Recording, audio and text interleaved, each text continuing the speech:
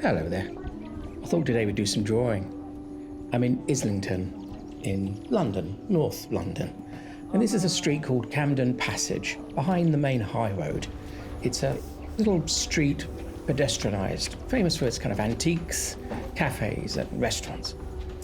We found a little corner to sit in, and first we familiarise ourselves with the space, and we get a sense of what we want to capture from it, what we want to catch. On a piece of brown paper I'm using here, just with a light pencil, starting to get the main structural points of the drawing, the verticals, the horizon points.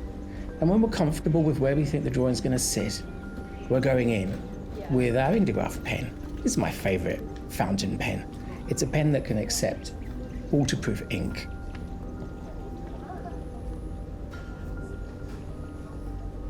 The benefit of waterproof ink, of course, is it allows you to do line and wash, which is the ability to draw a line and then use watercolour, wet medium of lots of different methods, and apply it directly over the top of those lines without those lines being washed away.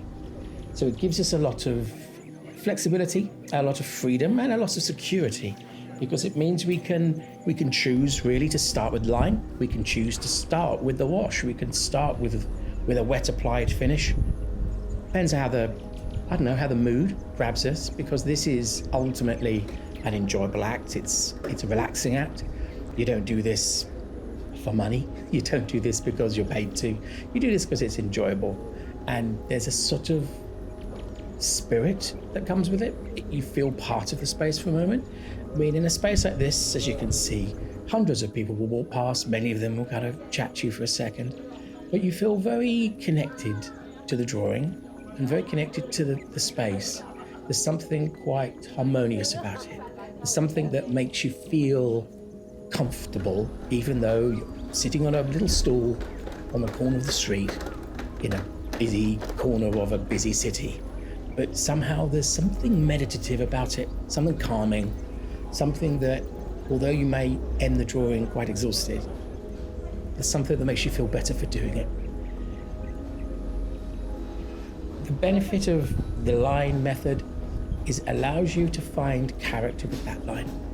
So often you'll be doing marks and textures with that pen line in order to describe not just the physical attributes of that view, but something of its roughness and its grittiness. So unlike a photograph where you're just recording exactly everything that's there, when you're doing an urban sketch such as this, you're highlighting aspects. Some things are becoming accentuated. Some things are coming to the fore. Here you see, for example, the cables that are going across the streets, the signage that projects out from each of the shops, the quality of the paving. And when you're looking at a standard image, as this image here, it actually feels of colour with people. But you can choose to isolate that. I mean, in this drawing, I draw no people. People weren't my focus. They weren't important to me. I wanted to draw the space. I wanted to capture the sense of place. I wanted it to be the hero. Sometimes I start with the sky when I apply colour. Not always. Almost a different method every time, to be honest. That's part of the joy of it. Part of what I enjoy about urban sketching is the playfulness of it. But what I like sometimes with the sky is it gives you an instant sense of an illustration, a sense of a drawing having been turned into a painting just by the adding of one colour, that colour, sky.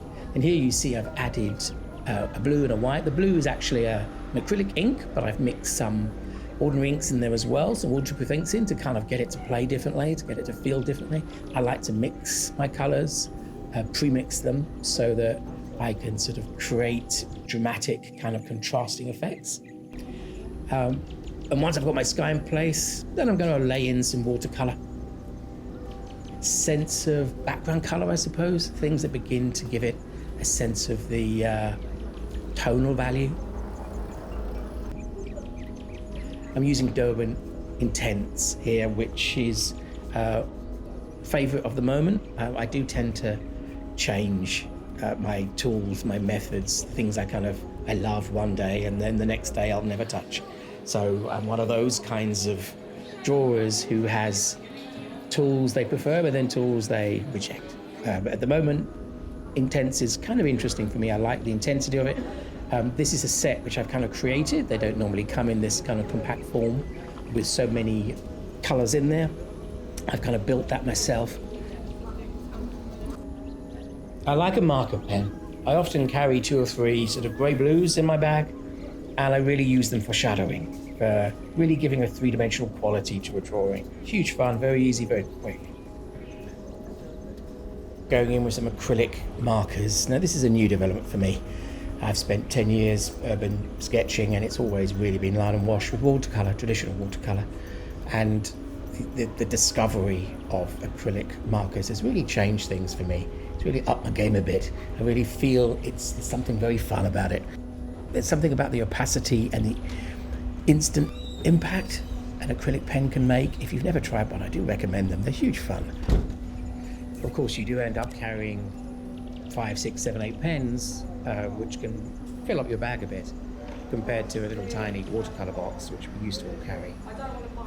But still, I'm prepared to pay the weight price for the joy of that instant impact hit.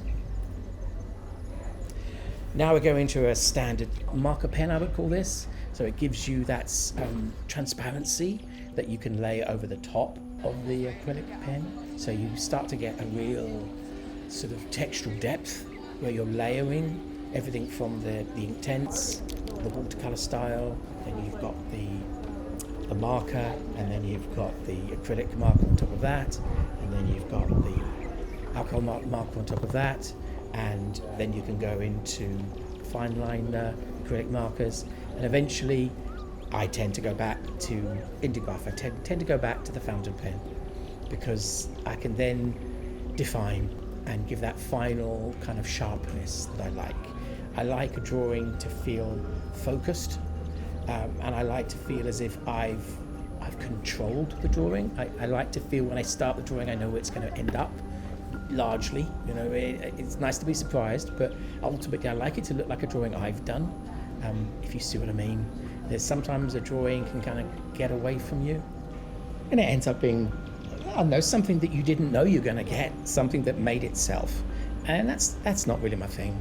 I like to feel control in my drawing. I like to see the drawing at the end and feel as if it's part of a set, part of my personal progression, my development as a sketcher. So as we look back on this drawing now, I like lots of qualities about it, but I'll often get to this point and feel happy, and then I'll take it back to the studio and I'll have another look. And there's often bits where I suddenly think, hang on a second, why didn't you clear that up? So there's little aspects of the drawing now which just feel as if they need a little bit of focus again, a little bit of sharpening up. Often that will involve some of the muddiness or the blurriness that comes with the method of using the 3 or 4 different kinds of colour, as you can see here. Sometimes can create the wrong feel for me, and I need to bring a bit more sharpness to it, a bit more focus. Here you see me adding some flower colour in here just to kind of bring this flower basket forwards in the image. Often when I'm doing the cobbles or the tiles on the street, I feel as if some of them need to be sharpened, some of them need to jump forward, because there needs to be a textural balance made. It's very difficult, it's very subjective, it's very hard to explain really why you would draw one shape over another sometimes, because it's about looking and feeling how the balance sits in your eyes, and you're looking with eyes that nobody else would look with. So it becomes a personal decision. And sometimes there's a bit of doodling in there as well. Sometimes you just draw because drawing's fun and you just don't. So I say this, I was about to say, sometimes you don't know when to stop. But actually that's really true for me. I used to feel that way. Sometimes I'd overdraw, but now I feel as if I overdraw, it's because I wanted to. I don't feel as if I lost control. I never sort of regret and wish I could rewind and wish I could take some lines off. Sometimes the drawing goes a bit crazy, but that's often just part of the fun of enjoying the process.